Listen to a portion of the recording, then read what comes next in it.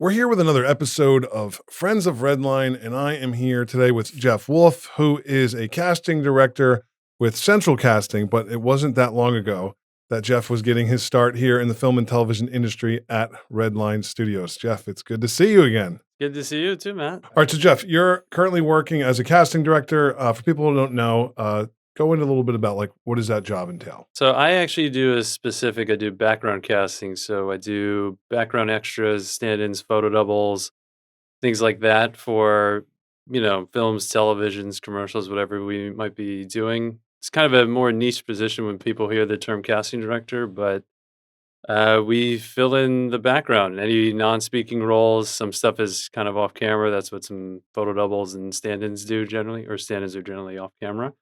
But, anytime you've ever watched an episode of Law& and Order or Blue Bloods or could be Daredevil, anything in the courtroom, anything in a squad room, anything in a restaurant, sometimes on the street, anybody you see on there, a lot of times those are just paid background actors that we hire, we vet, we clear them for the actions of the scenes, and they go to set and get directed like anybody else.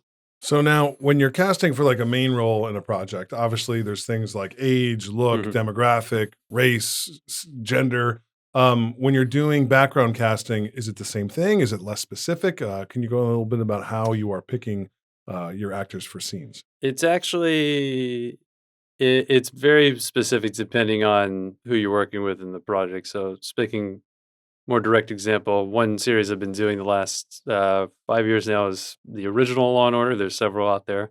People usually get disappointed when I say Law and Order, and they're like, "Oh, SVU," and I'm like, "No, no, it's the original one." There, oh, okay. What's wrong with the original one? Nothing's wrong with the original one, but people love SVU, so I don't blame them. Yeah, and that one, since they're playing modern day New York City, fortunately, in New York City, it's a wide variety of people, all shapes and sizes, all ethnicities.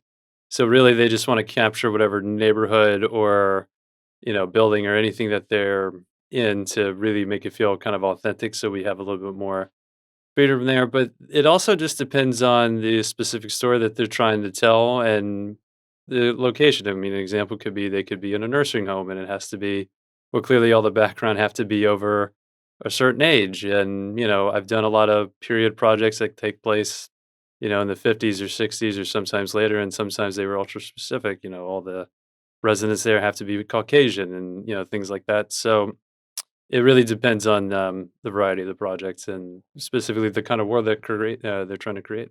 So that's interesting. Yeah, I think maybe a misconception would be about background actors and extras is that oh, you just fill the frame with Mm. anybody who's available.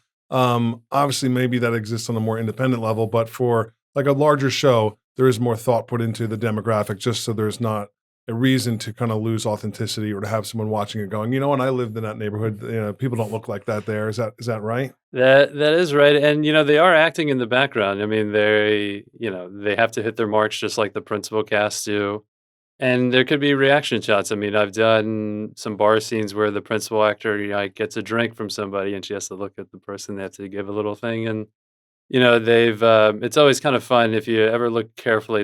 I can pinpoint some shows. This is part of maybe you've had this too when since you've been in the industry for so long. You have a kind of a problem turning your brain off. So there've been shows that I've watched where I kind of look at the background and you can see, oh, the AD kind of gave them a note like, oh, have fun with it, and they're on like a little coffee date and they're trying to, live in their own little world. They can have like their own little spin off in that thing. But I know one secret is the carrot and peas. Of course, yeah. You can see the carrot and peas. Explain that a little bit for people that don't know what that is. I was wondering if you were going to talk about Yeah, the carrots and peas is a known.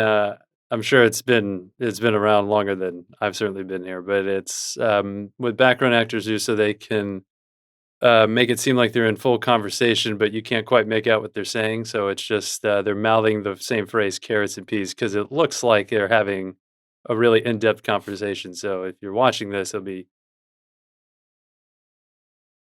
it's a lot of it's a lot of that. background can't be speaking You know. actually while we're rolling because of sound, and that'll Mhm. disrupt the main actors, and then later on in the edit. When you're casting for a scene, and let's say you need to cast 30 people, how many people on average would you say are submitting for those roles? Are you watering down 100 people to 30, 500 to 30? It is a lot. We do. It could be a spoil of riches. Sometimes it really depends on the role. So if it's a general pedestrian, parkour, looky-loo, as sometimes they're called, it could literally be, a couple hundred people are going in, for those 30 slots. So in that case, sometimes, it's a blessing and, it could also be kind of a burden because if it's, it could be if they want a wide range of people and types, oh, we have plenty to pick from. But if we need, I've been in situations where it's okay, we need all 20-year-old men,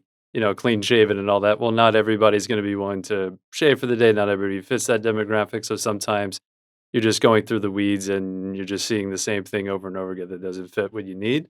Um, but generally speaking, if it's a general background role, I'd say on average, I'd say 100 to 30 is probably a good ratio for people for that. 100 people to cast 30. Yeah. And I know, like, when I first moved to New York, even though I never wanted to be an actor, Mhm. just to kind of get any experience I can in film and TV, I went to some type of casting agency, got my headshots done, and I got work. I was on Yeah. Law and Order. I was on Sex and the City. I remember there was one episode of Law and Order I was on, and the very next day, as I was walking around New York, constantly people were like, "You were on Law and Order last night." What? So Really? it was really quite awesome. Yeah, it was an amazing experience because I got a nice shot.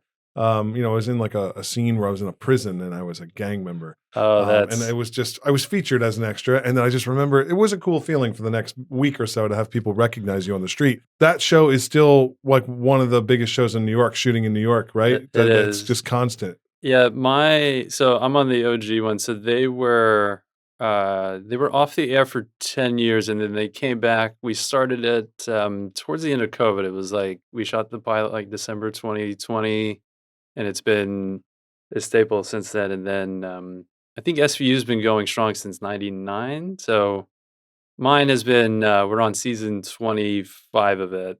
And it is fun, like when I've gone to set on locations and stuff like that, people, especially the tourists, are kind of in awe, like, oh, it's Law and Order, it's Law and Order. Yeah, they get excited. Being down there on the courthouse steps and all that. It is a very New York institution, so it is something I'm proud of. So it's quite a privilege to kind of be a part of a real, not just in New York, but also a television institution. And actually, earlier in the year, this was January, they did a whole big, celebrating, Law and Order.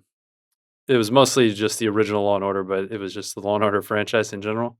It was at that place, what's it called? Cipriani? Yeah. So a little I went there, I got invited. They were like, we're celebrating the, 25 years of Law and Order. I thought this was just like another cast and crew, party, a rap party, maybe just a special one. It was in the middle of the week.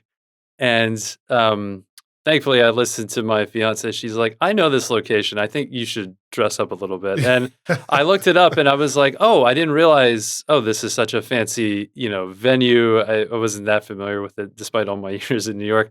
But I still wasn't quite convinced. I was like, I think they're probably, because nobody in the crew, no ADs, nobody said anything to me about it. We just were all excited to have like a half day at work so we can make it to the party. And it's like, oh, it's going to be like a room of it or something. And I get there.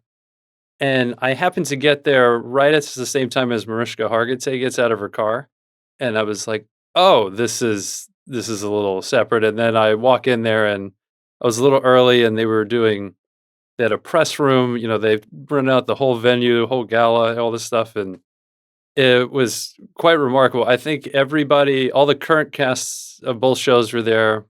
Dick Wolf himself was there, and anybody you could probably imagine who was a main cast member on Law and Order had showed up for this to celebrate Dick Wolf and everything. Sam Waterston was there, Benjamin Bratt was there.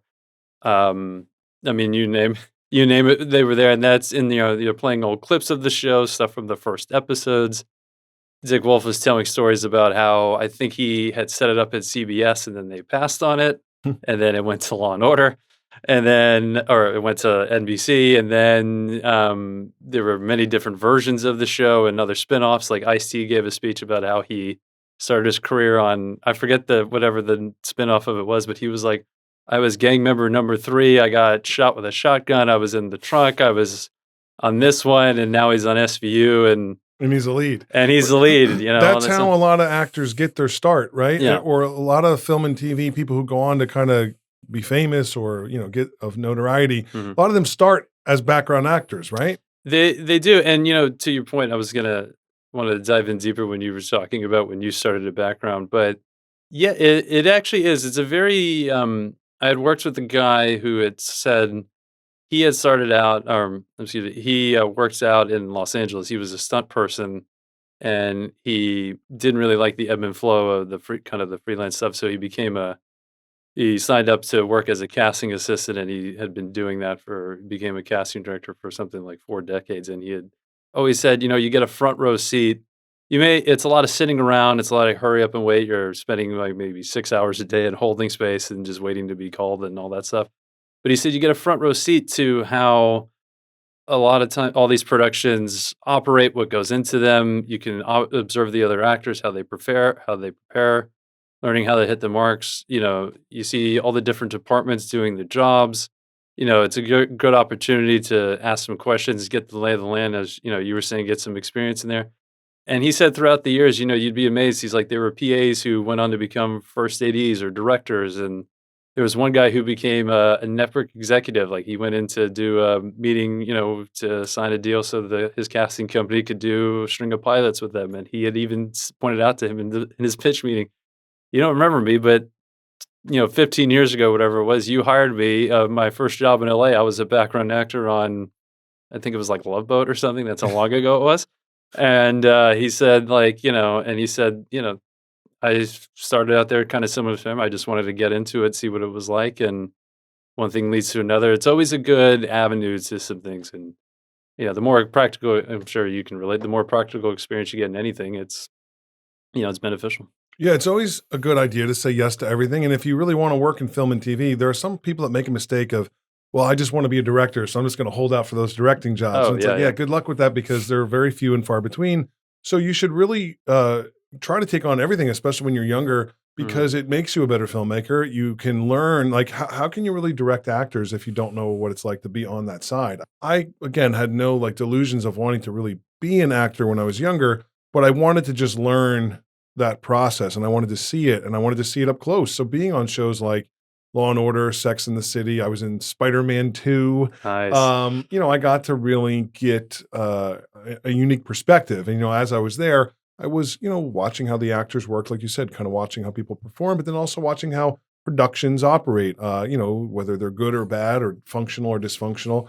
There's always an opportunity to learn things and I think people often make that mistake about this because it's hard to get into this industry Mhm. and this business. So you kind of don't know what your entryway could be. You started out here as an intern. Let's talk a little bit about how that came to be. I remember, if I'm not mistaken, you are from Virginia, right? So did you come right to New York from Virginia or no? Am I wrong? Are you from down there? So you are partially right. I'm actually originally from New Jersey. I was from Bayonne, Okay. and I'm my sorry. uh, Not that I was wrong, but I'm just sorry that you're from Bayonne. yes, Bayonne is not what it used to be. So you have every reason to I'm kidding. There's be. constant Bayonne joke. As someone who lives in New Jersey now, I've heard all of the Bayonne jokes. Oh yes, I've heard Yes. them all too. Back when you lived there, was there Bayonne, leave it alone? Because that's what people say now. I remember that. Yeah, I remember that. You know what? I've only been in New York, a true New Yorker for 15 years, and even I've started going to the New Jersey jokes. Like, I don't even tell Of anybody I'm from course. New Jersey. You Yeah, just of got to do course. it. You got Yeah, to do it. that's what happens. But all right, so you grew up in Uh, New Jersey, and then did you move down south? Yeah, I say I'm from Virginia because I've spent my formative years there. I moved there when I was like 9. However old you are when you start 3rd grade, that's when I went down there. Got it. So, my dad was in the Army. We were fortunate we didn't have to move around too much. New Jersey was probably the biggest move. I had a couple of short stays elsewhere, but I would come back up to New York fairly regularly. My mom's family is from Brooklyn, actually. Shout out to Bay Ridge and Bensonhurst. Anybody's from there, but Absolutely. yeah, my dad was stationed at Fort Hamilton. I don't think that's an active base anymore. And then yeah, they got relocated down there, and we were coming back up pretty regularly. But to your point about you know when you want to break in and you kind of take on everything, I knew nobody in in the film industry.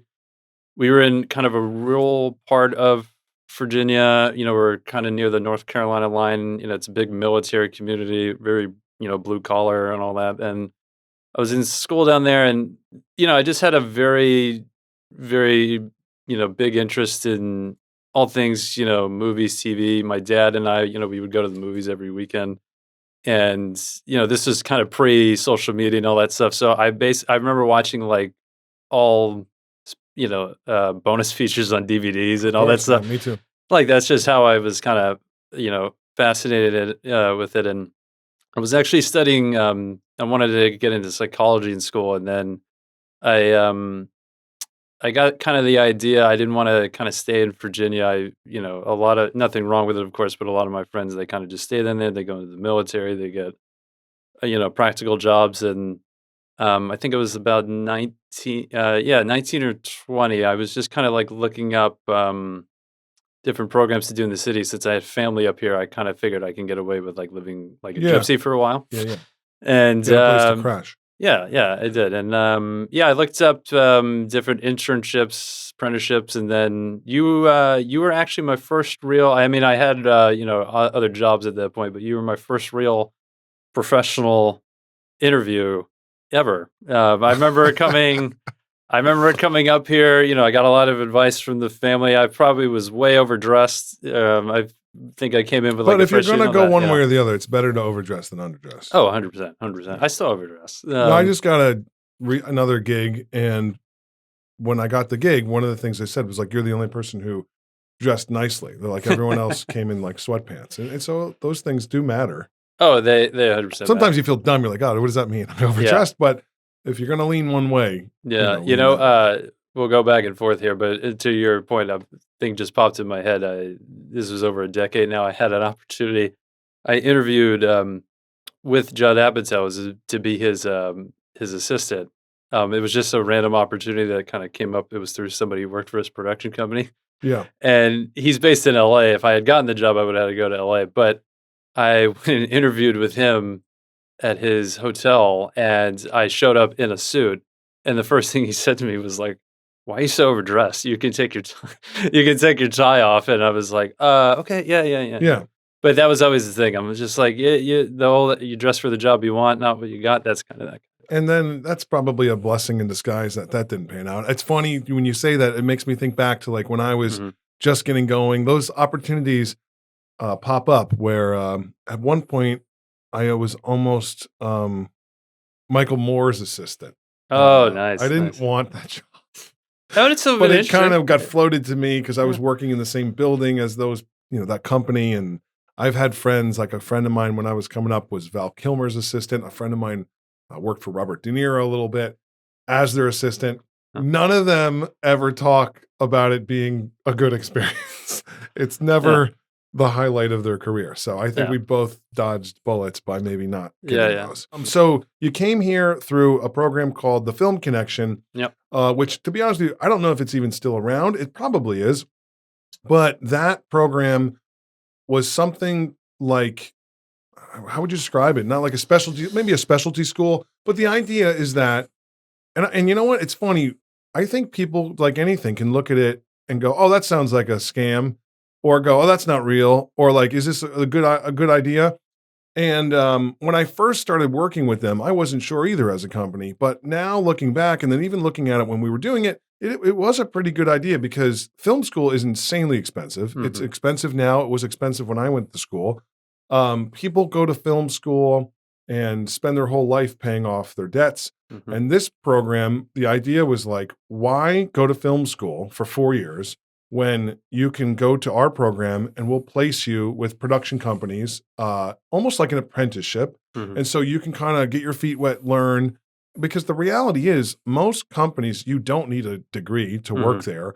And if we're kind of really being truthful about it, wasting 4 years in a classroom setting is not as productive as maybe spending 4 years just interning, apprenticing, working on real working shows and sets like the ones we've been talking about. So the idea behind the Film Connection is that they would kind of give you some academic study and that like there was a book, I remember, in a program, but it was really just to get you hands-on and placed in a company like ours. And then, for us, we get young people who kind of want to learn things and are just, extra hands and help to kind of to facilitate things. What were your thoughts on that program? Yeah, I do believe the program is still around. I was on an email list with them recently. I think they're pivoting a little bit. I'm not entirely sure. But yeah, to your point, I was just looking around for something. I was very, very, I was young, I was hungry, I was eager, and I just wanted to I felt like I was kind of behind because a lot of my friends were, going to four-year schools and they were doing this. And I was in school, but I wanted to just kind of like really get to work, and I was really eager to learn. And yeah, they were a random internet search. I was looking for other internships and all this stuff, and that is what they called it. They called it an apprenticeship. And I don't remember the how much research I did a lot of research on them because, to your point, it felt like, I don't know if this is a scam. How It does this almost work? seems too good to be true. Yeah, it was. I think a way to put it was kind of a certificate program, their trade program. That was kind of their hook to it. But yeah, that was a huge appeal. In I guess a little disillusioned. I was like, oh, they're going to put you in a film company in New York City, and like, oh, I'm going to work on these big shows and all that stuff. And then, you find out like, oh, the industry is a lot different because I really didn't know anything. I had a very general sense of it. So it's like, oh, you're going to be working on more independent stuff. And, I know you were renting your space out to shoots that were coming in and at the time, but it really was the best way to break in because through you and through the projects you were developing on your own and things coming in here, that was how you learn everything. We were doing everything. Actually, I credit you of how I got into casting. We can go into that, but I remember, you know, I don't know how much you even remember the first interview with me, but I remember that very clearly. I remember you even saying like, "Well, this industry, it's not like you can go get a degree and then apply for jobs and you'll get them. You really need to get in. You kind of need to, um, kind of break in at the bottom, and you'll probably end up just getting bagels for crews or fire watching trucks and all this stuff. Yeah. But you got to do that, and that's exactly how I had started. But through you, and I was working with, I was like a boom operator. I helped out the makeup and wardrobe team. I mean, I did a lot of the running stuff and all that. I was the Teamster driver for a few shoots. We did all that. I was the background and set PA on a couple things. Everything. And through doing all of that, I remember even, a little bit after I finished up the program, I remember interviewing for some big companies. And one way I got very far, it was like at CBS, it was to be like a production assistant or something. And it was one of those interviews, like I did well, and then they keep bringing you back. And there was always like one more person in the room. And I got down to the finals, and they kept one of the people told me the reason they're struggling with making this decision is you have the most experience of anybody of your age range. I think it was like 21 or 22 at that point. But they're CBS, they're a company, they wanted people with 4 years degrees, which I didn't have just because they have that corporate mindset. But they said he literally has way more experience than anybody that's coming in here and doing it. And that's because I had just been doing it. And that's Yeah. how I managed to get ahead. Yeah, it's interesting. And there's always like a loophole. When I worked for NBC and CBS, I mean, I do have a 4-year degree, but they never asked for it. And things shift in the industry and change, but I definitely think experience, like I know here, if we're going to hire somebody, I could care less where they went to school. Mhm. It's more about the Yeah. experience. And yes, if you're going to go intern somewhere or apprentice somewhere, if you're going on some giant show or for some giant network, I feel like they are just looking for people to do things and not really looking for people to like give an opportunity to like grow. Here, we're always been kind of like a mid-sized company to where, also just looking at it from the perspective of us, the owners, where we were film students who started the company and we knew that whole process. And so you're always looking for somebody to, at first you can't just give somebody a camera and be like, here, go be a DP. Mhm. But the idea is to have people grow and get skill sets that are enhanced. I mean, a lot of the interns that we had here ended up working with us in larger capacities or went on to Mhm. work for a lot of big shows and projects. Like not many petered out. I mean, unless they were like a total disaster of a human being. But anybody who was functional and worked hard and tried hard and Mhm. really, I think, had success. It's now been 20 years here of running this company. So you do forget sometimes. You're like, oh God, yeah, I forgot that person came up with us, or this Mhm. person, I went to school with that person, and some of it gets a little jumbled. What was your first impression of this place? And then let's talk about some of the projects you were on. I know you were on the zombie film, but what were Mhm. some of the other were you on the cartel movie? Was that No, I remember you guys talking about it. I think I came in, like, right after that, I think. The thing is, you talk about first impressions, like, I had no basis for, any of it. I thought, like, "Oh, it's all, like, 4 different studios," or I mean, I had Yeah. no idea. Or I thought you were all affiliated in some way. But I remember just being kind of, like, awestruck because, like, you had, like, the post-production suite in one room, you had the wardrobe and the makeup and all that, and then you had, like, the studio space. Like, obviously, it was a little small, but I had never really worked in anything like that before, and, we're in Manhattan, and, you had some stories of it like, "Oh, yeah, I did this on Sex and the City or Law& and Order," or I worked with this person or this director or producer who went on to do this." Like, I kind of remember being like, "Oh, this is great," and I remember very clear so I remember I did the interview with you, and then I did have to get back to the airport, and I walked up. I had never walked despite coming back up and down in New York my whole life, I walked up to the Brooklyn Bridge because it's not far from here. And I made it halfway through. This is how long ago it was. I took a photo on my BlackBerry because that's what I had.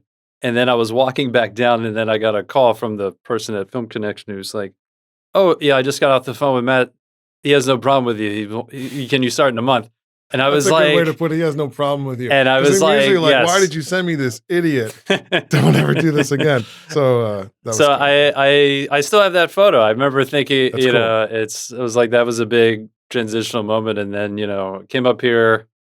That was a month later, and the first thing you had me doing, I was doing research on. You had a lot of projects that you had in development, but I think it was some kind of a docu series or something like that. It was um, it was the Dave Evans thing. Oh, the documentary. Yeah. Yeah, we did that, and then you were developing something, I wanna say, about, like, Exorcist, or it was an idea that you had, and, there was a lot of projects like that where I just kinda did a lot of research that for pitch meetings and things, like, there was, like, a dating show where, like, the people would be fans of different sports Yeah, teams. yeah. Let's At the see. time, we were doing so much development work Yeah. for different networks. So, like, Exorcist was for History Channel. That dating show was for SNY, the Mets network that we were trying to do, like Yeah, you did dating. something for MLB around the zombie thing. I remember you brought in some people who, like, interned in and out of here through that. I remember you doing that. Um And then there were a couple people like, what was this all was stuff that helped me build up my resume, especially when I went out and, was starting to get, PA work and stuff like that, There was I remember the Wiggles rented out the space to do a Christmas video, Yeah, with Joey Fatone. and I still remember that day. Like I just remember being told like, "Oh, it's the Wiggles," and I knew who the Wiggles were. Because I have like young cousins and nieces and things like that. So Everybody knows the yeah, I Wiggles. knew who they were, and I was like, "Oh, this is gonna be great," because um, it's They just the were Wiggles. just here recently with Lou Diamond Phillips. It Really? was like a, Oh, that's awesome. dream come true for me. Uh, Meeting Lou from the but I remember Joey walked into the studio, and I did not recognize him. He was very gracious about it, but I was just like, "Oh, are you here with the Wiggles?" And he was like, "Yeah." I'm like, "Oh, okay, you go that way," kind of thing. We should talk about that. We should talk about like etiquette and how to act around celebrities for Mhm. people that are maybe just getting going and starting out. And like, it's easy to get starstruck. It's easy to kind of not know how to read the room of like Mhm. when, everybody wants a photo and you Ye want Yeah, to, yeah, mostly. probably maybe not autographs anymore, but like, I remember my first internship was with Conan O'Brien and there were so many celebrities that came in and out of there. And you just had to kind of figure out when and where, Mhm. time and place to ask for a photo, or especially if it's somebody who like you really idolize or like, Mhm. you're like you Mhm. said, you're a movie person. I'm a huge movie person. I mean, I grew up obsessively watching movies. So then to be 3 feet away from like Paul Rubens and Johnny Depp and like Yeah, yeah. Shaq, like all of those people, it takes some getting used to. Mhm. What I always tell people is like, just act normal, act like they're Mhm. normal. Don't treat them Mhm. special. I mean, some of them want to be treated special, but like Mhm. just try to approach them like it's anybody else. What is your opinion and advice on like how to work with Mhm. celebrities? Like maybe for let's say even as like an actor who's going to be in a Mhm. scene, right? Even though you're dealing with background and central casting in that capacity, many times like yeah, you're 3 feet away from Mhm. Alec Baldwin or somebody big, right? Like what advice would you give somebody for Yeah. kind of who's going through that maybe the first time? That's actually part of any time I've ever hired anybody for background work. That's actually part of the some one of the do's and don'ts of it. It's like, don't take any photos or videos. The IP stuff. It's very protective. But we always just say, they're at work. This is a day of work. They're there to do a job, as are you. So be professional. It's really nothing special like that. And to your point, a lot of them just want to be treated normal. They wanna do their job, and, a lot of time, think I've just been kind of fortunate. A lot of the projects I've been a part of with some big names on them, they're all pretty normal, like, they all are worried about their work, they wanna do their best, and, if things come up organically, especially, I've done a lot of series, so, they're there every day, and a lot of background do repeat or recur, like on Law& and Order, we have people in the squad room or a lawyer's office or something. They kinda just treat you as, kind of like a peer, like you're in the scene with them, you do have to interact with them on camera a lot. So, I mean, that's really just the best advice to give anybody. It's just you're there to do a job, they're there to do a job, just do the job, and you find out that things just kind of, all that stuff that you want later kinda usually just kinda comes up organically. Yeah, act professionally. Yeah. Because there's gonna be moments where maybe you can have your moment, like, you were mentioning the Wiggles, like, last time Wiggles were here, Lou Diamond Phillips was here, Yeah. and I love me some Lou Diamond Phillips, like Young Guns and just classic movies from the '80s and '90s, La Bamba, and so I remember at some point, he was kinda hanging out, and it wasn't a big production, so I was there with him, and we were just talking about movies, and then, you kinda have a good rapport, and you're like, "Hey, man, can I get a photo with you if it's Mhm. not weird?" And then you just gotta read the room. It's like Mhm. almost like being at a bar and trying to talk to a girl at a bar, like Yeah. read the room. You can tell if somebody's interested. You can tell if they don't want to engage with you. You can tell if they're, friendly or maybe kind of introverted. Also, you don't know what they're going through outside of this. So it's always just kind of, I think, like you said, being Mhm. professional. Mhm. It's a job, right? So act like it's a job. Yeah. Act like you've been there before. Headline. Tell me about when you left here and then like what did you do after this and like how did you find casting? Because I know you've been doing that for some time now. Like how did you find that as kind of like a returnable thing to Mhm. to get involved with? The first time I did any kind of casting, it was for the zombie film we were doing here.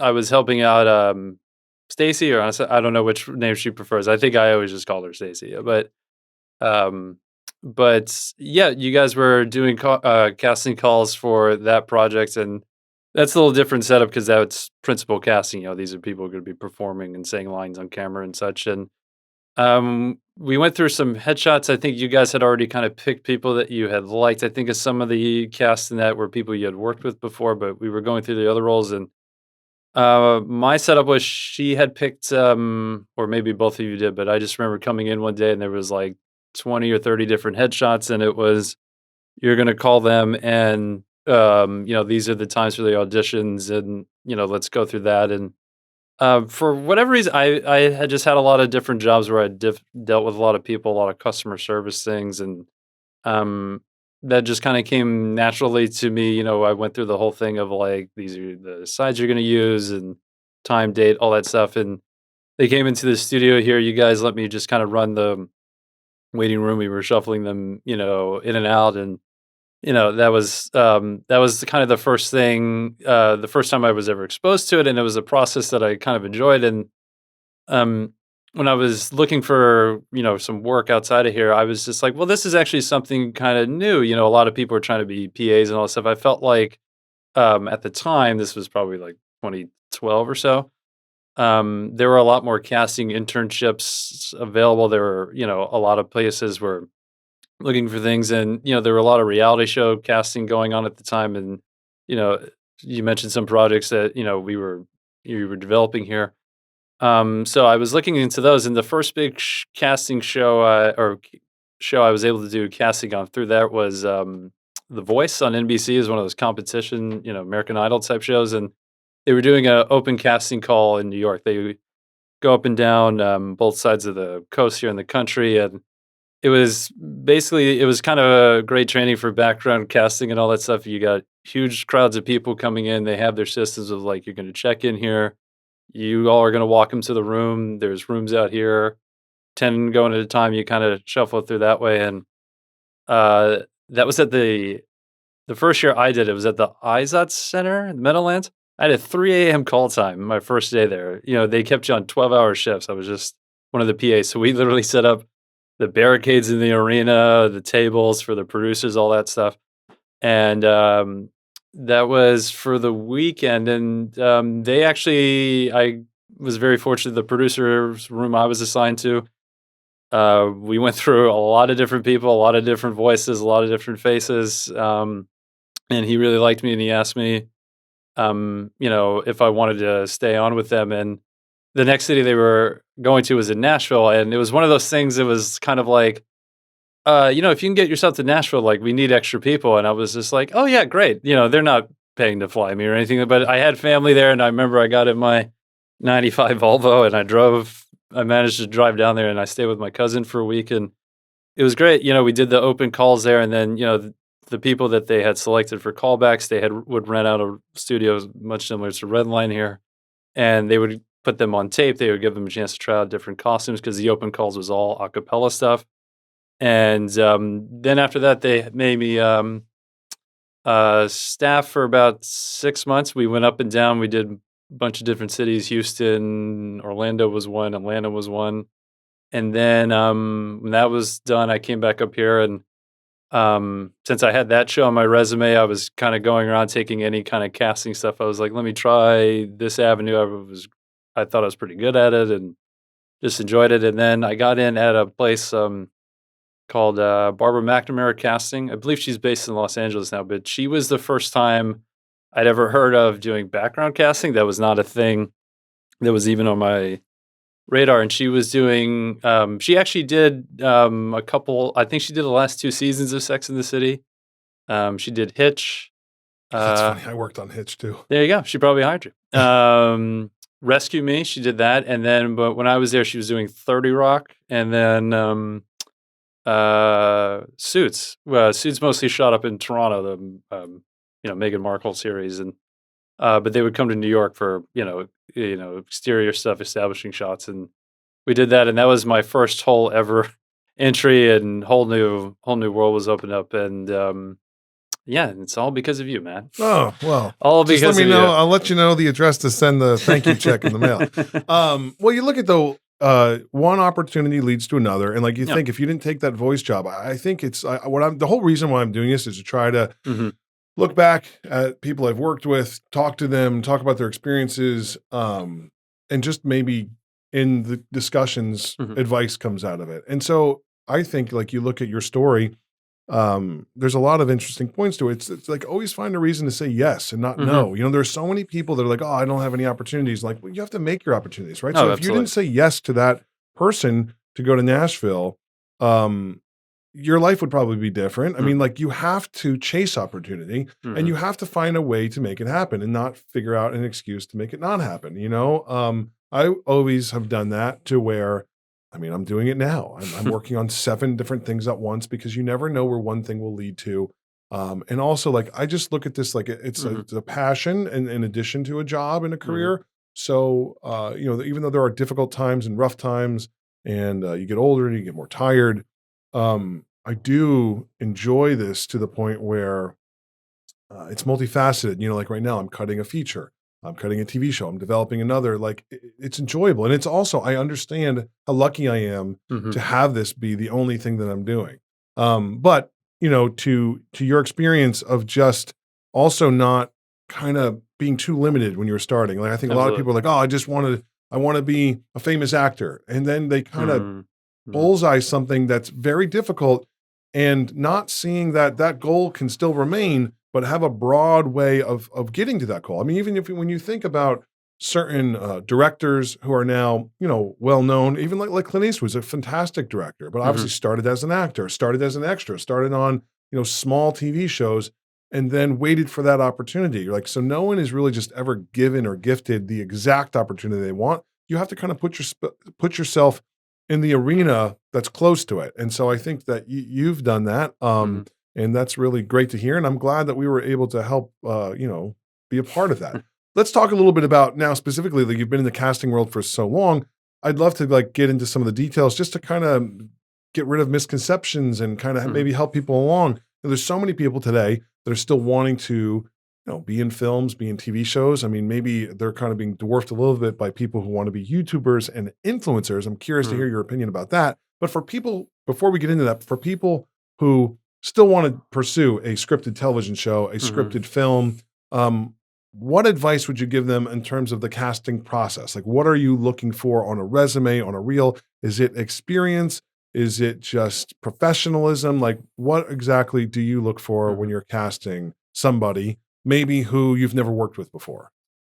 Um, the first thing I kind of tell people, similar to what you talked about, creating your opportunities, you just have to be, diligent in what we were touching on about taking any experience you can, even if it's, student films or commercials or photo shoots. Like you need that experience of, getting on a set, being with a crew, seeing how these things operate.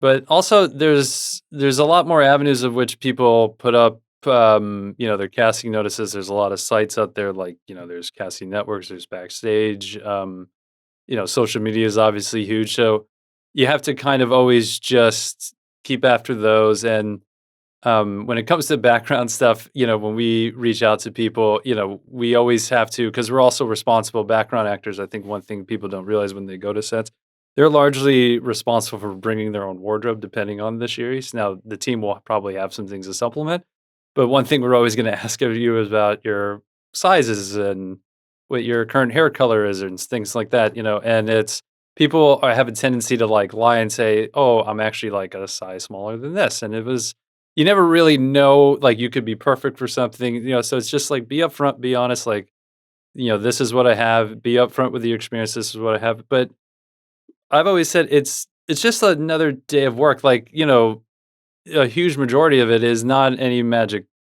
secret or any magic sauce to it. It's a day at work. Be on time, be prepared, be professional to deal with. And, that's just mostly to get people on set. Like that's huge part of like what we're looking for in a lot of background is we just want somebody who will be great to work with. And when we get into the specialty things, I've had to hire everything from real, strippers and firefighters to jugglers and boxers and all that stuff. Obviously, with that, we would kind of vet them a little bit more with like their experience and, everybody has like, with social media, they create their own content now. It's easy to kind of find reels and things like that. But always keep your things updated. I know a lot of people have reels and they create their own Yeah. content, so And it's then like the it's photo's always 20 keeping. years old. Yeah, you know? that's another thing. It's never don't filter things. Like don't put and also when you create headshots and photos for casting companies, it's not a dating profile. Like we don't need to see things you would find on dating profiles or inappropriate things, unless it's specifically asked for, which most of the time it will not be. You just keep it classy, keep it professional. That's usually It how it used to be goes. a thing too, where a lot of casting, like when I moved to New York, there were a lot of casting would want black and white photos. Like, is that still a thing? Is a black and white photo show that you're dated, Mm, outdated, or yeah, that is pretty outdated. You know what? When I started at Barbara's, so that was 2012 to 13. Um, she still had boxes of headshots, and I felt like that was pretty much the last time anybody was really doing it. I mean, because a lot of these platforms I was mentioning, you can go online and create online profiles for them, and various of them do cost money. I know casting networks, they have like a, casting network, they post a lot of jobs for all range of things, docu-series, reality shows, everything. But, you can create an online profile and people can upload their photos, their reels. So that's basically what it is. yeah, the days of black and white photos are gone, and Yeah. the days of like hard copies sending them in are Ye- gone, right? Everything is digital. I yeah, mean, as it should be. everything is digital. It's been a very long time since I've seen a hard copy. What does a I can typical what's a typical day look like for you as a casting director? Like describe and define like what your day looks like. So in terms of background casting, so where we kind of differ with the like principal casting and stuff like that, we're generally responsible for making sure that the background actors show up to set. So a lot of these times, these shows have very early call times, and different casting companies have different setups. But we would have people managing phones if like people are calling in late, there subway issues, or they have to cancel something happen. So a typical day when a show is filming, you kind of have to be alert with whatever the crew call is for that day. It could be 6 in the morning, could be 5 p.m. Who we missing, that kind of thing.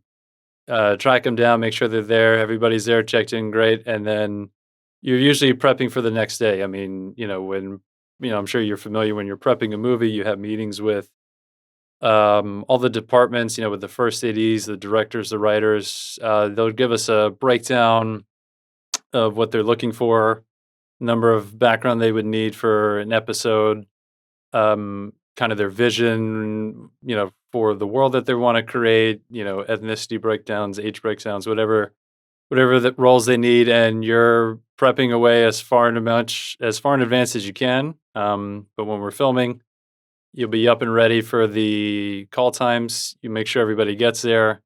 When they're there, I usually just immediately start prepping what the next day is, especially if it's something very particular, if they need a kid or anything specialty. As I mentioned, I've done real fighters, real, law enforcement, things like that. You're always looking ahead. You're always prepping ahead. And throughout that day, production is always is in constant motion. There's a lot of moving pieces, you'll get calls from the wardrobe department asking you for sizes for something that works in 2 weeks because they got to have the uniforms shipped in from Los Angeles or from Italy or wherever. You're just trying to stay as far ahead of the game as you can. What are some of the biggest misconceptions about casting in the process? Sticking, I'll say, with my specialty of background here, I think the conception that you had touched on earlier, that we're just kind of pulling people off the street, that there's no real etiquette to it, or there's no real system to it. Like anything else, a lot of time goes into how are these people going to be dressed, what, some of them go as far as like, what would the story be of that? It's not just a random person there, it's a character in the larger story of that. So a lot of thought and planning goes into what kind of person would be cast, what kind of look would be cast. And I think acting is such a hard profession. It's such a hard thing to get into. It's a hard thing to maintain into. There's I've had to, unfortunately, drop a lot of background after, I get them on the hook for certain days. And it's not even because it's of anything personal or anything. It could be something as basic as, they lost the location, or there's a script rewrite, or a principal had to call in sick, and like now we have to, shut down for the day. I think one misconception, from the actor's point of view, is that so much is out of the casting director's control. We're often the middle people, or we are the middle people to them. What makes somebody stand out when you're looking at a headshot or a reel, like for casting? What makes somebody stand out? For me personally, it's always been, I guess that's more of a subjective thing, at least from my point of view, because a lot of times when you're dealing with a lot of these directors, you want to, I mean, you've directed projects before. I mean, you send these people in, you're like, you go through them, you vet them. Okay, they have this experience. I really like you just take the physical elements. Okay, they're the right age range. They have the right look.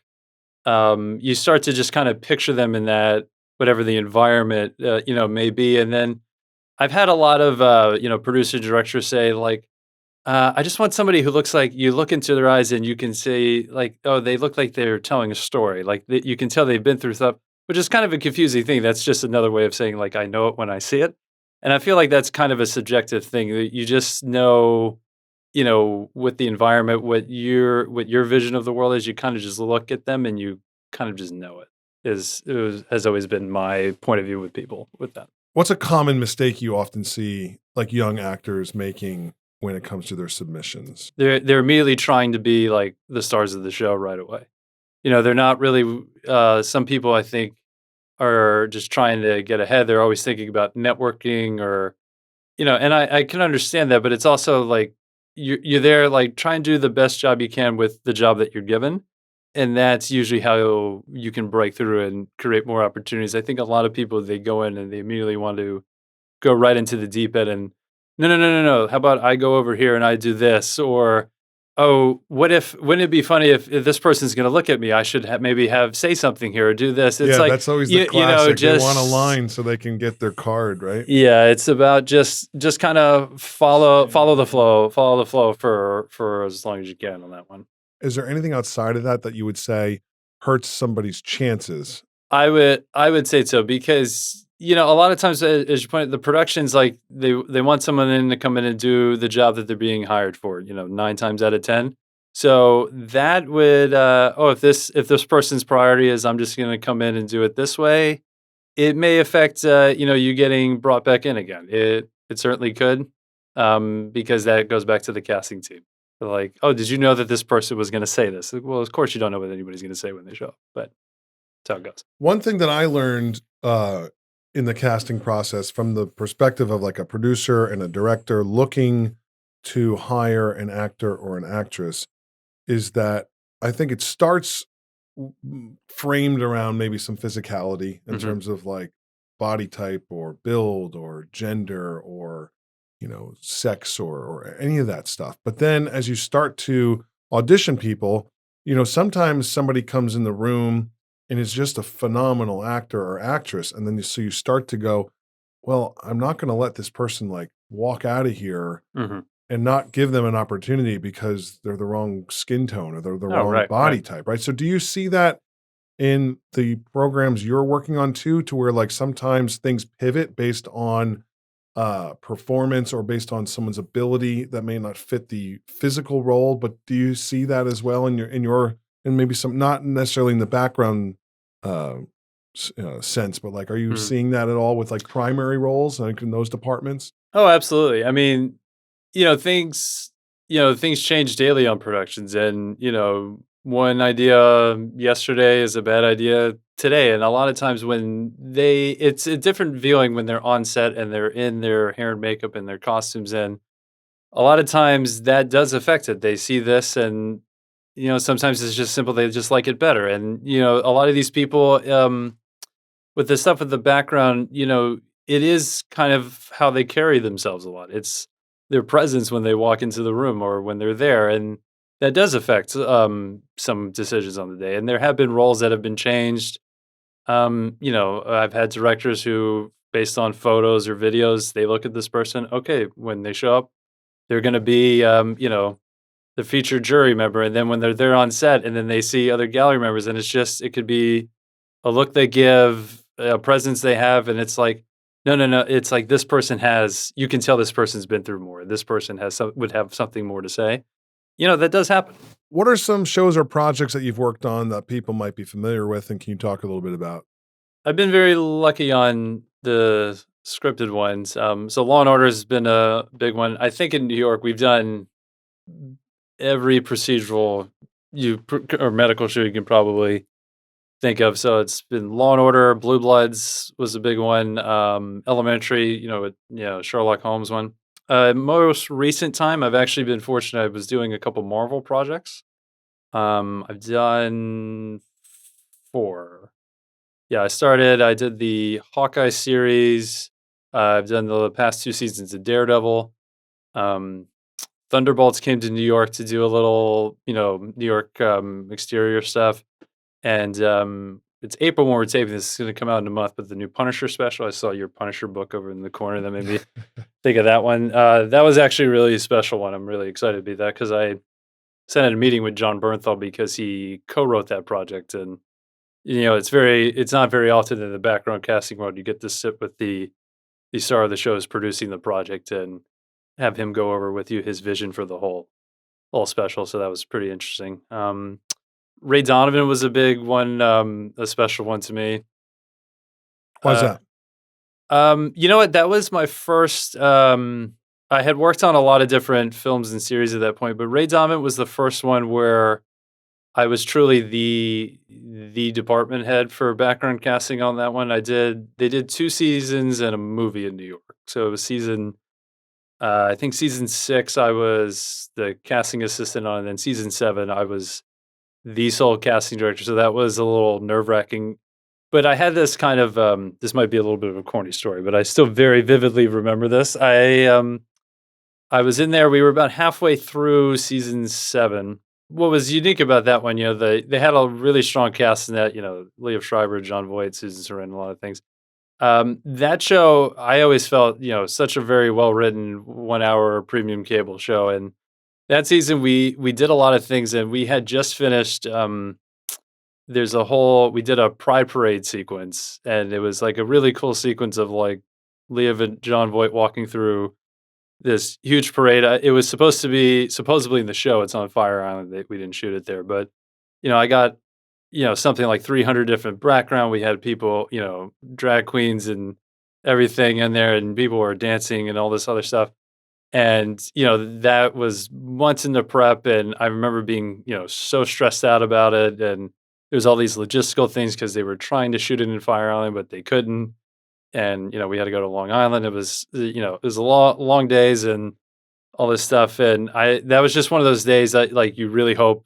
We had to shoot it over like 3 days and 3 nights. It was long days and all this stuff. And that was, I remember just being so worried, like the morning of like, oh, nobody's going to show up. Yeah, so much can go wrong. Everything can go wrong. And people don't realize, like, people always ask me, like, why are you so stressed? I'm like, yeah, because if you don't do this type of stuff, it's indescribable to explain it or to relate it to really anything else. Because like whatever can go wrong will go wrong with this. Wrong. Absolutely. I mean, 20 years of doing this, I look back. I mean, at the end, now I start to realize, like, you know what? Fuck it. Like, dude, what are you going to do? Like, there's times, we shot a movie once where it was like chance of rain was like 10%. And I remember saying to the person picking up the gear, like, pick up rain gear.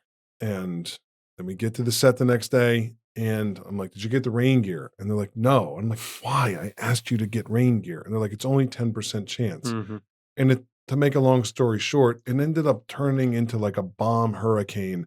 And I remember the entire set just got washed down the street. I remember watching this water come down the streets of Queens, just destroying everything. Not that the rain gear would have made much of a difference. Right. But still, you just like, whatever can go wrong. I've been hospitalized on so many projects that because you run yourself into the ground. So I can understand your fear and anxiety. How did it turn out? So it turned out great. I remember getting every day the phone rang that day for me. After we got everybody there. Some people were late, all that stuff. But I remember every time that I got a call from the second AD or anything, I'm like, oh, this is the one. This is the one where they're going to tell me, what did I do wrong? What did I do wrong? You fucked everything up. These people are, but I kept getting calls like, oh, you killed it. Everybody's awesome. Great, all this stuff. And so we shot it. Everybody's exhausted. We wrapped that on a Friday, and then the Monday we had the meeting for the next episode. And people came in.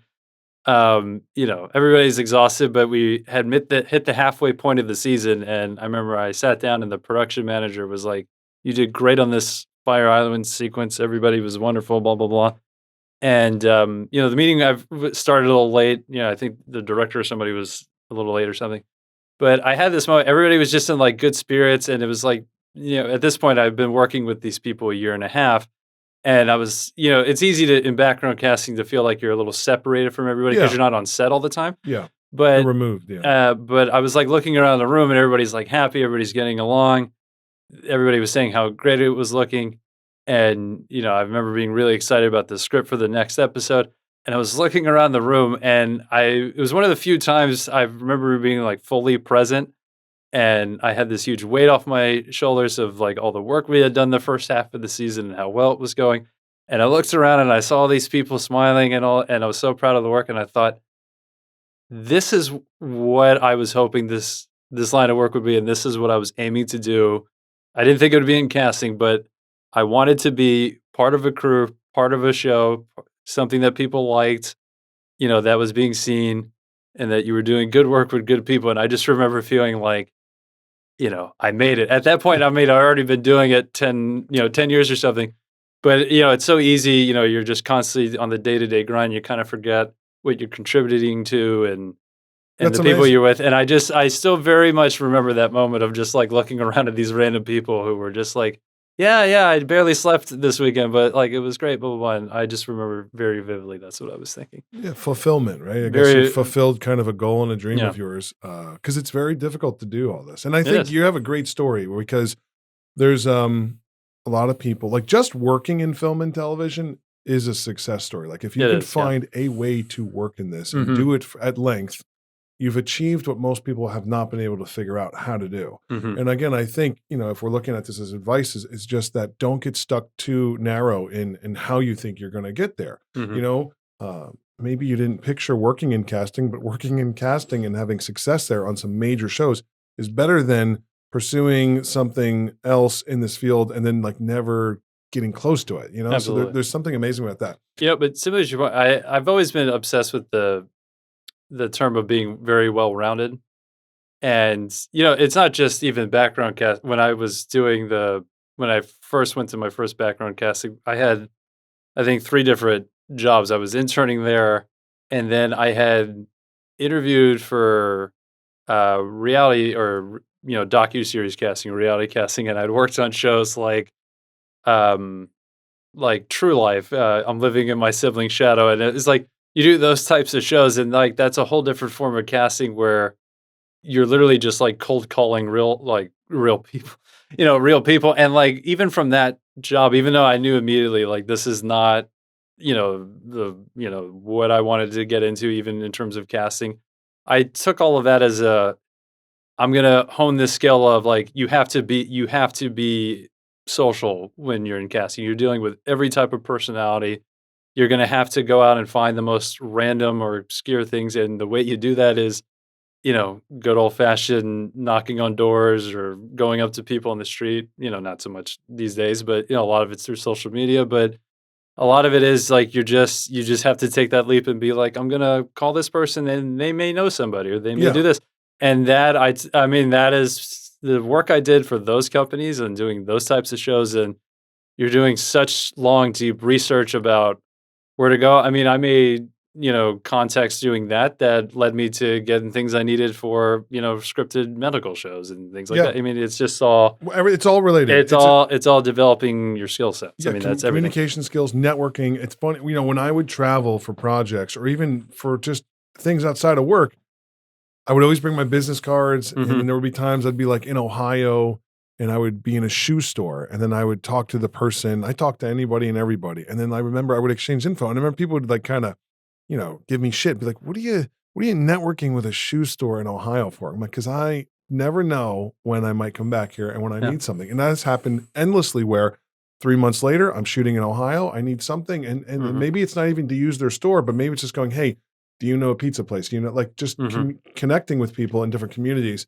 And what I've always loved about this is like sometimes, it's brought me to like Appalachia. It's brought me to like random places that I would never go on vacation. Like no one really goes to certain spots of the country on vacation, but a film might bring you there. And I Absolutely. love that it's introduced me and brought me to those cultures and those people. And it really is why you keep doing this. It's just such a unique life experience. So what advice would you give a young actor trying to break into the film and TV business in the scripted world? What advice would you give them? You gotta just keep pressing forward. I mean, the success will honestly, take longer than you think, um, but do everything that you can would be my that may be kind of general, but, the kind of some points that we've been touching on.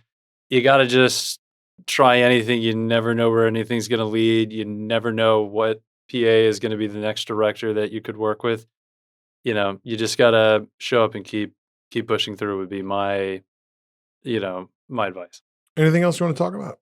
Yeah, I was kind of with you directing and stuff, I was just kind of curious what some projects you've done, what have been some of your experiences since you've been on both sides of that? Have you ever had any problematic background or actors that you've worked with? Like, because you've been a true independent thing. Like, you don't need to name names or specifics, but I'm always fascinated to hear like the perspective on the other side. Couple things come to mind. I mean, as a director and a producer working with actors, I've learned a lot of things. I've learned a lot in the audition process. The biggest thing I feel like I learned in auditioning people for primary roles is to not get so hung up on the physicality. Like I Mhm. said, if you think you want a blonde-haired white girl for a scene and a, young black girl comes in with the same age range and she's a better actress, I'm Mhm. probably switching, unless it's like incredibly important based on geography or based on maybe being true to like an original, or true to like a true life story. Mhm.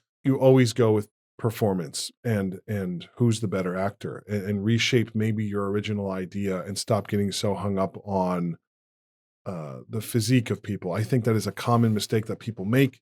I think it just shows kind of inexperience, and I think you always pivot to the better performer. The better performer is going to save your film and your movie and give you things than just someone who fits into like a bucket. Mhm. In terms of working with background, there's I was working on a pretty big show um, where there was a scene where an actor was coming in, a background actor was coming in, and he wasn't very good. And I remember they needed to. I added some things like while we were shooting. They entered the scene. It was a police show, a Mhm. cop show, and the actor came in and had to like give lines to a detective, and then it was supposed to cut there, but I wanted to keep it going, so I gave him direction. I said, "All right, keep talking." I said, "Now exit the scene." I just wanted some tail end of the shot. And what was funny is when I gave the actor the direction of like, "All right, now exit the scene," instead of just walking out of the police precinct, he walked like backwards, like almost like moonwalked. It was so uncomfortable. Like everybody started laughing, and I did feel a little bit bad for him because he's probably just nervous. Mhm. But I just remember that there was a difficulty there, not only in terms of like the movement of the actor, but like he was also struggling. He did have a little bit of lines, Mhm. and he was struggling with them. So, um, when you're trying to do this stuff, you're trying to help people. Even the best actors in the world need help in the edit room, and that's why you shoot multiple takes.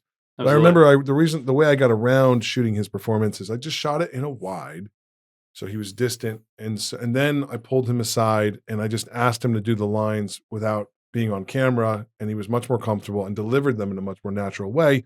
Because then again, as an editor, I know I can take those lines and shove them in the mouth of the actor from a wide shot, and maybe not in a close up where it's going to be more difficult to sync them. So that was kind of how I had helped like a background actor who was, maybe not Mhm. the most experienced and just kind of difficult. So those kind of on-set experiences kind of come to mind. And then also my own from just being on the flip side. I mean, the biggest when I first moved to New York, I told you I was doing some background Yeah. acting.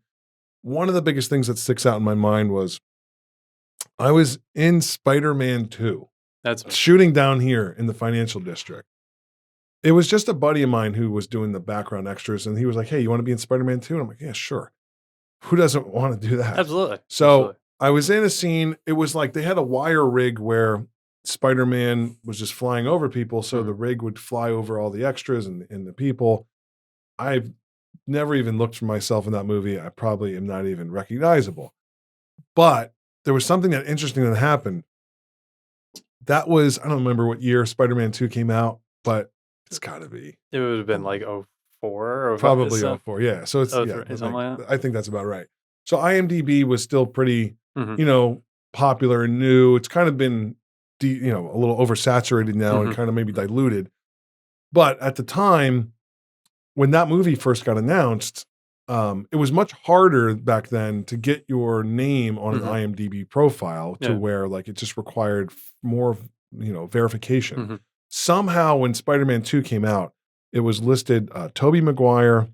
There was oh, Kirsten Dunst? Kirsten Dunst. There was Willem Dafoe, I think, as Green Goblin, and then Y there was Doctor Octopus. I can't remember, y that yeah. actor's name, but basically there was those 4 or 5 principal cast, and then there was me listed on IMDb as like a businessman That's who, awesome. and I was getting like fan mail. People were like, "Hey, I don't know who you are, but I see you're listed with Tobey Maguire and Kirsten Dunst in the new Spider-Man movie." People were sending me letters and like hard letters in the mail. I remember some lady sent me her underwear Oh, going like, wow. "Mr. Pulaski, I think you're in I heard you're in the new Spider-Man 2 movie." And it was just like for a moment or a couple of months, people thought I was someone much bigger than I was, or like I was must be some like, up and coming actor who's going to make his big debut. And somehow like IMDb had just kind of put me as a background extra, as a principal, up with all these big Hollywood stars. So like, that's kind of my, What my background actor story from that side of it. what did you write back to these fans that you had? Oh, nothing. I remember somebody sent me a bunch of stickers like, hey, but it just shows you Mhm. what celebrities must have to go through. Yeah. I remember someone sent they were creepy, and like I remember slightly worried that like someone's going to show up in my house. Mhm. Well, I didn't even know how they got my address, but you know, I remember someone sending me a whole packet of Spider-Man stickers. It just shows you how obsessed people can be over things. I've definitely have witnessed some of that. I won't name any specifics, but I mean, I've worked on shows, you know, they're based in Los Angeles and they, you know, come to New York for whatever reason. And this is a show that has a lot of really big A-listers in there. And, you know, one of them had a bad experience with like one of their stalkers managed to pretend to be a background person and got onto the set. I think Oh my God. I think they, you know, they never got close to the actor or anything. I think, you know, they kept it pretty well contained, but the whole point was when they came to New York and everything was on location, they kept that person's name off of every schedule, every call sheet until they walked onto set. And as a department head, I was kind of privy to that. And it's like we had to clear people of like, you're going to go through basically airport security when you arrive. And I just remember feeling like, I feel so bad for this person because all they're trying to do is go to work. And this is what they have to do just to do what we probably take for granted, you know, just to go to work on a Monday morning. And, you know, so there's been a few instances where, you know, some people unfortunately were dealing with stuff like, you know, stuff like that. And yeah, so I guess stalkers that are trying to Yeah. hide as extras to get close to them. And you know what? When I've worked on some of the Marvel stuff, I'm sure you're kind of aware Marvel's pretty secretive about everything. So you know, you sign NDAs all the time. But you know, that was one thing of like, we were just like in prep for something, and then I'm like going through Google, or I get a random Google alert, and it's like leaks from this season of the show, and it was like, how did this get out? Like, I haven't even gotten the scripts yet. And then I started getting like messages on like my LinkedIn of people who like wanted to play certain Marvel superheroes on the show that are not even in the thing, but they just assume like I can just somehow make that happen. And I was like getting random like you know, audition tapes or, you know, very homemade things like that. And it was just People are like, crazy. Yeah. People are crazy. And this industry is a magnet for crazy people. Mhm. And when I tell people about what goes on here, like in this, I don't know if anything happened while you were here, but a few things happened. the amount of things that have gone on here. And when I tell people these stories, they don't believe me. They think I'm exaggerating or embellishing. Oh, yeah. The phone calls we get, Mhm. the random people that show up who think like somehow we're going to make them famous, or like how this works is just, it's not understood. What do you remember? What happened here when you I think it was like my second day here. I don't know if you want me to I don't mention. care. Go ahead. Oh, I mean, two detectives show up to question somebody who was affiliated with the company, and that person's brother was in like the audio suite, which we didn't know at the time. Or we thought he had left, I think it was, and they were like, we'd like to speak with so and so, and we were like, oh, I think he just left or something. I forget exactly.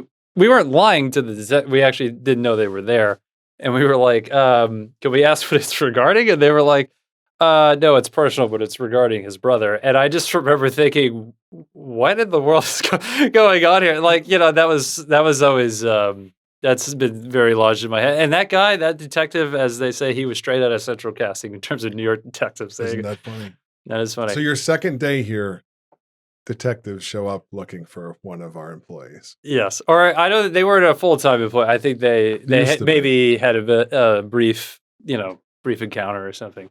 Oh yeah, no, he used to work here. That's hilarious. Yeah, so I remember that, but yeah, I remember. I don't remember any specifics. All these weird phone calls I've gotten have started to blend it in, blend it Yeah. together. But I'm sure that it happened. But yeah, similar to that, I've told people stories of certain background in terms of what not to do. Some things are, don't call in saying, I'm obsessed with so and so on this show. Please put me on it. That's just practical safety concerns. We don't want to have people like that on set. But Yeah, we got a call, I think a couple of days ago, basically someone just saying like if we could just, introduce them to, I don't remember who it was. I think it might have been, actually, hold on, let me see. Is this it? Hold on. This was a call we got a couple, I don't even know if I can put this out there, but we'll see. This is a call I got a couple of days ago, I think. Let's see what this is.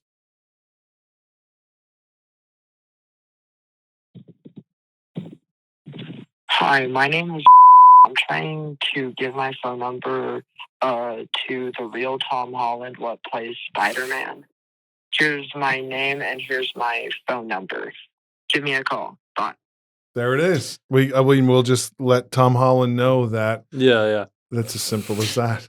Do you get these phone calls? I've gotten many. Yeah. Anytime I connect with any other casting directors, doesn't even have to be in New York. I've connected with some over in the UK, and it's like, you immediately can bond with them over things, things like that. What are you working on now, and what's the next thing you're going to be on? Well, right now we're still doing a Law and Order. It's April here, so this is going to wrap season 25, which is this longest I've been on one show. It's been 5 consistent years, Wow. All that. And then I think there is some kind of projects through Disney I might be a part of. They probably started. There's, pilot season used to be a thing. Some pilots are coming back, which is nice. And then the Punisher special I worked on is going to come out in a month. Yeah.